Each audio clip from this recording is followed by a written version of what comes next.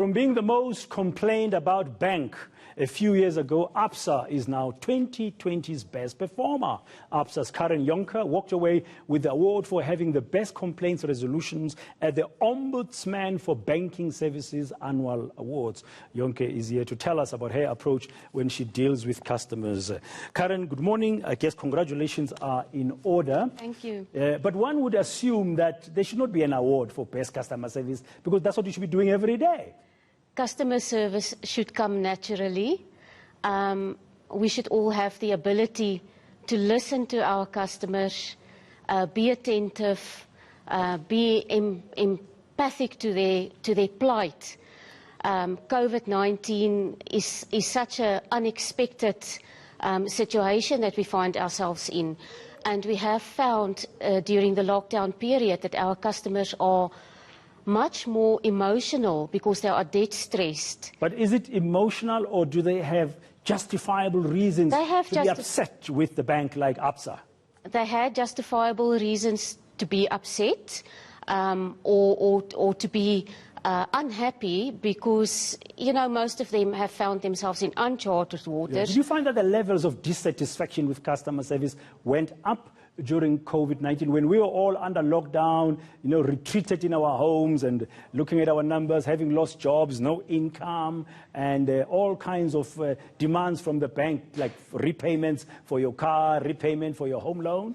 We've seen an increase in customers who are debt stressed and who were seeking assistance, and we very quickly made plans to assist those customers, and we might have made some mistakes, but overall we have assisted many customers with our debt relief programs. And most customers are craving human interaction and human contact, and they just want to talk. Yeah. So I'm just going to come to you. I mean, I've read the press release by the Ombudsman for Banking Services when they're announcing the annual awards for the banks.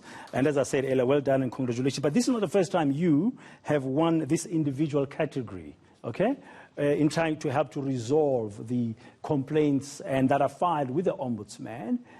What is it that is important for you when you address a complaint by a customer? Put yourselves in the customer's shoes. Imagine yourself in that situation. And how would you feel if you have suddenly heard that you are not going to receive your full monthly salary, or you have a huge pay cut? What would you do? And just try to be empathetic towards the customer and see how you can. So it's not just about the numbers? No, it's not just about the numbers. You have to have that personal interaction and listen. But talking numbers, can you quantify, just for our viewers, so give us an indication of how many complaints you had to deal with this time around and you managed to successfully resolve? We've had quite a few payment relief complaints, and we have resolved most of them by assisting the customers with a payment holiday or an extended payment holiday. So we've been quite successful in doing that. Has that been the main issue for you? That's been the main issue, yes, for us. For this particular period? For this period, yes. Okay. But then going forward, then how do you ensure that you remain as a bank? Because I understand Absa as well also won the overall category in terms of the banks. I mean, you're one of the big five. I must not say big four, otherwise Capitec will be very upset with me. So, and I know there are other online banks that have come on, or digital banks that are coming on.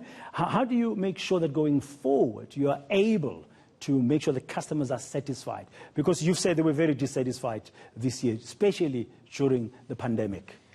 Our aim is to put our customers first, and that is what we do in everything. Our customer comes first, and we will ensure that whatever needs to be done is done to make sure that the customer is satisfied. So do you check when a customer complains if it's reasonable, if it's justifiable? Any complaint is justifiable, and any complaint is reasonable. It doesn't matter how small. So it needs to be given the same level of attention. How much time of your day you spend at Absa looking after complaints? Dealing with complaints? Is that your daily thing? That's the daily work, the whole day. What's the goal? Is the goal that one day a bank like yours, like Absa, should have no complaints, or is that actually We would love. Is it possible? Is it possible? We would love to have a situation where we don't have complaints. But if our customers don't contact us with their dissatisfaction, how are we going to know where we are going wrong? Yeah. So we need to hear from them.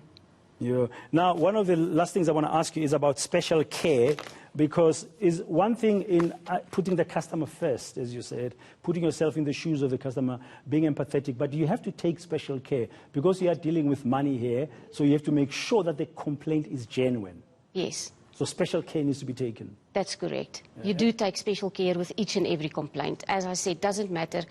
It can be the smallest thing that the customer is unhappy about. It needs to receive the same level of attention and quality that you would give any other customer. Okay, no, thank you very much. And congratulations once again. And just by the way, to tell our viewers, to remind you that if you have a complaint against Absa or any other bank, you can for free, you can consult the Ombudsman for Banking Services, OBS. It's a non-profit organization. It's independent. That's the one who regulate the space, and they look at how you are doing from a customer service. So if you really are not happy with your bank, the Ombudsman for Banking Services is available to you for free. Thank you very much, Thank Karen. you. And all the best to you and your colleagues at Absa. Now,